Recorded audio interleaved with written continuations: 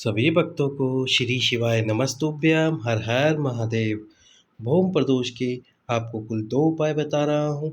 एक उपाय है जो माताओं बहनों के पीरियड से संबंधित रजस्वला धर्म से संबंधित सारी समस्याओं को समाप्त कर सकता है, और एक उपाय है जो आपके ऊपर लगे मंगल या मांगलिक के दोष का निवारण कर सकता है।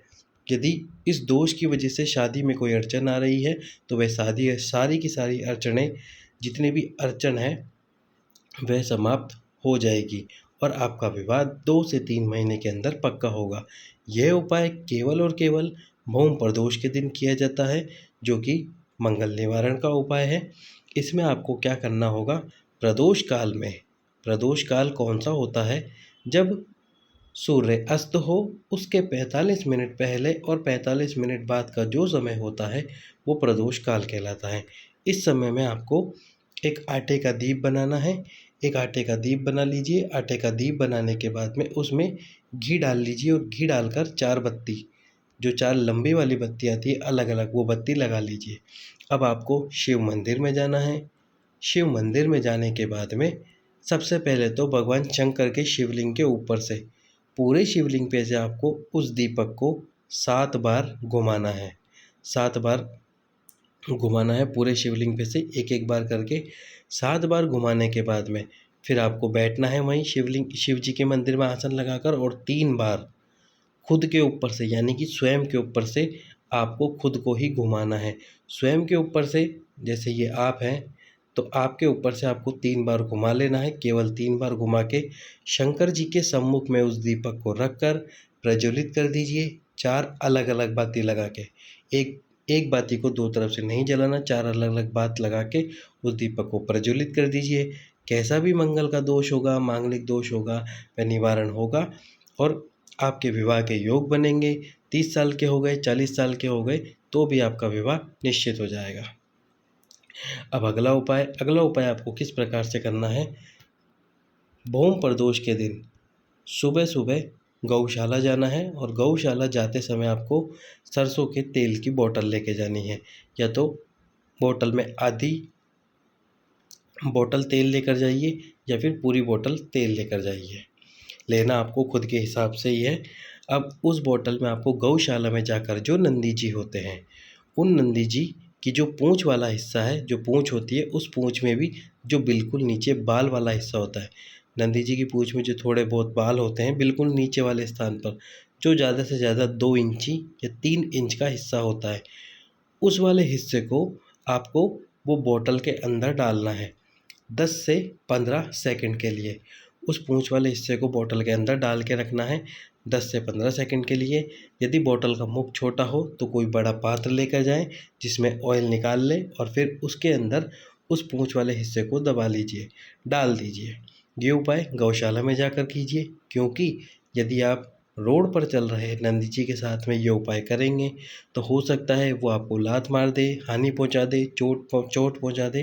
तो इस बात का ध्यान रखें, गौशाला में जाकर ही आप इस उपाय को करें, गौशाला में जो नंदी जी हो। उसके बाद में आपको क्या करना है, जो पूँछ वाला हिस्सा आपने 10 सेकंड 15 सेकंड के लिए डाल के रखा, उस पूँछ वाले हिस्से को निकाल दीजिए।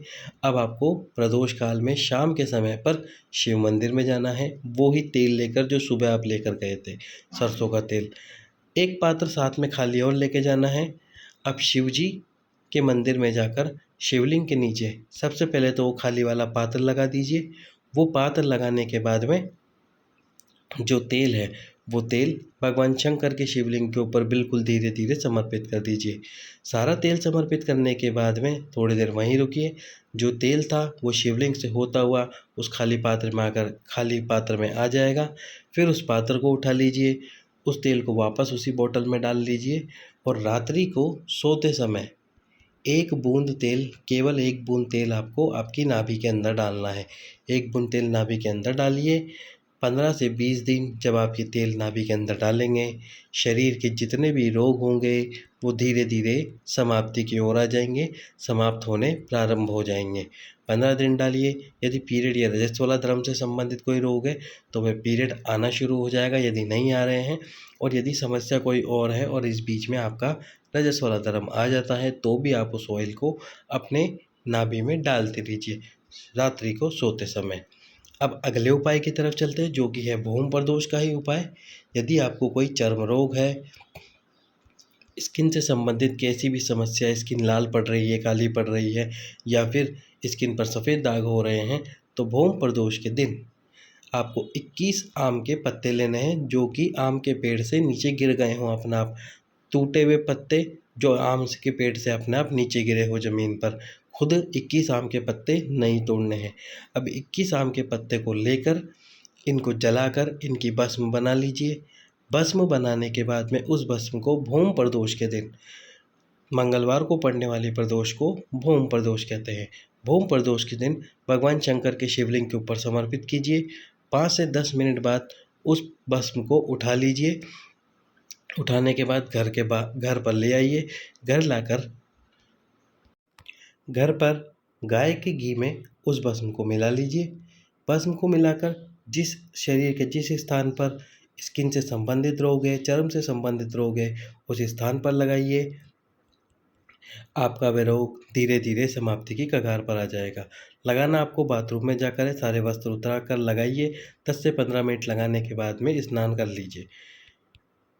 थोड़े ही समय में जो आपकी स्किन से संबंधित समस्या है वह समाप्त हो जाएगी। तो भूम प्रदोष के दिन उपाय को कीजिए, अपनी बीमारियों को दूर कीजिए। सभी भक्तों को श्री शिवाय नमस्तुभ्यम। हर हर महादेव।